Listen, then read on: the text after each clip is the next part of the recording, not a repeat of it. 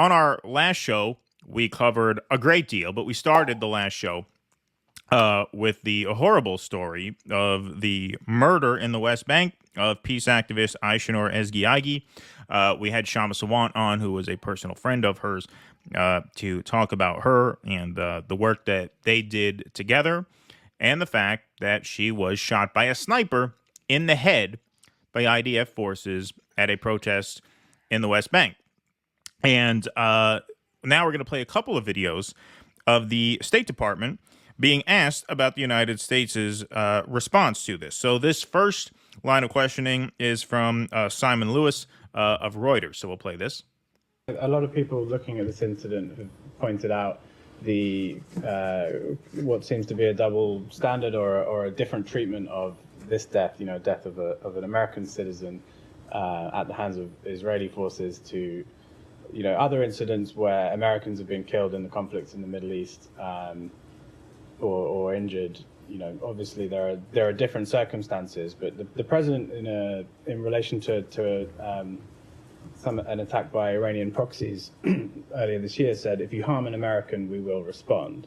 Does that apply in this case, or are we talking about a different standard? Well, it's clear to anybody, Simon, that what the president was talking about in that context was a terrorist attack or a direct attack from a state or non-state actor that intentionally was conducted to put Americans or American citizens in harm's way. You mean like an IDF soldier shooting an American peaceful protester in the head? Is that what you mean? That seems like a direct attack by a state actor against an innocent American, right? I'm sorry. Was the word Iran spoken out of that journalist's mouth? Is that it? Is that what, if an Iranian directly targets an American with violence, they'll be held to pay? When an IDF soldier puts a woman's head in the crosshairs of their sniper rifle and pulls the trigger, which is an unmistakable intentional kill, law enforcement, and I would assume this is true of military as well, are told to shoot for the torso since that's the biggest target. A headshot is a kill shot, unquestionably, by a state actor against an innocent, unarmed American. Anything? Yeah, well, it's the Israel exception. There is, and this is why they conduct themselves this way, because for their entire history, there have been no consequences for conducting themselves this way. And of course, when it comes to the protection of our citizens and our personnel, and if they are targeted, we of course will take appropriate action. As it relates to the events on Friday, we are still gathering information as it relates to what transpired, what happened, and as tragic as it is, and it is tragic anytime anybody loses their life, any civilian loses their life. For people who work at this department, it is especially tragic when an American citizen loses their life. But we still don't know with full certainty what transpired and what happened, and that's why we are working to get as much information as we can, as well as encouraging our partners in Israel to quickly and robustly conduct and conclude their process and make their findings public so we can understand what happened. And should whatever happened deem that there be appropriate accountability, the United States would certainly expect that as well. Okay, we're going to go to the next journalist in a minute. But it really is like Sagar lived on Ben and Jerry's for 3 months. Yeah, right. Exactly. Yeah. We do know what happened. There are eyewitness accounts. I mean, if we can track them down for our YouTube show, you can't track them down. We played the Jonathan Pollock interview last time. He said exactly what happened. She was found bleeding from the head. This is not a mystery what happened. It's also not a mystery when it happened. He saw that there was a scuffle between the IDF and the protesters, but that scuffle calmed, and that this shot was fired in a moment of calm when there was no sort of theoretical perception of threats, shall we say. That's on video for anybody to see who wants it. So what, the State Department can't get any more information than two schmuck Jew podcasters here? No? Yeah, I mean, well, it's absurd. that's And this has been the story every time something like this happens, not just in the specific case of like an American being killed, but anytime an atrocity has happened. This is probably our 10th segment that we've done like this in the past year, where reporters go and ask, do you have more information? Do you have any follow through? Will any disciplinary action take place? And the answer is always the exact same thing. Always the exact same thing. well, because the only disciplinary action they could take would be an arms embargo, and or cutting them off financially, and they're not willing to do it. Right. So at that point, what's there to even talk about? Literally, they are admitting every time they deflect to letting the Israelis investigate it, and will revisit at that time. They're admitting that there is literally nothing Israel could do that would bring on consequences from our side. Literally nothing. Literally nothing.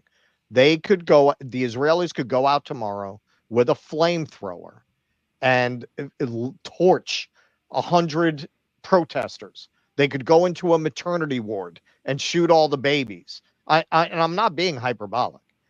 Do you think the next day America would do anything about it? Like substantive? Yes, we're speaking to them about it. That is unacceptable. Right. They're doing their own investigation. That's what you would hear. Well, that's what we hear next. So this is Ruben Iqbal Tehran. She's an independent journalist. I hope I didn't butcher that name too much. But she raises a couple of similar points. And so we'll let this play too. All the information available indicate that she was killed by an Israeli sniper. Eyewitnesses say that she was killed by an Israeli sniper. Autopsy report say that she was shot in the head by an Israeli sniper. Your ally, NATO ally, Turkey, says that she was murdered by Israel. So what sort of information you are looking for? Do you have any doubt that she was killed by Israel? I appreciate all that you're sharing, but there is a process that we have to respect and let play out here. Our partners in Israel have indicated that they are conducting a process and that they will make public their findings. Again, we expect that to happen as swiftly as possible, and we expect that process to be thorough. We expect that process to be transparent. Of course, eyewitness reporting and facts from those that were there are, of course, important, but there are, of course, other factors that go into such a finding, and we're going to let that process play out. I understand how troubling this news continues to be. It's troubling for all of us as well, but it's also important that we not get ahead of the processes that are laid out. But you were very quick to determine that Israeli-American Hersh Goldberg was killed by Hamas in Gaza. And have you ever sought for further information regarding his killing? And if, why haven't you shown the same quick response and reaction to the killing of Ayşenur? So now that is an excellent point. Yeah. We take that killing at face value. The person in question there, Goldberg Poland, was an American as well. So same situation, an American is killed. Except when an American is killed by a Hamas leader, we take that claim at face value, no investigation, no nothing.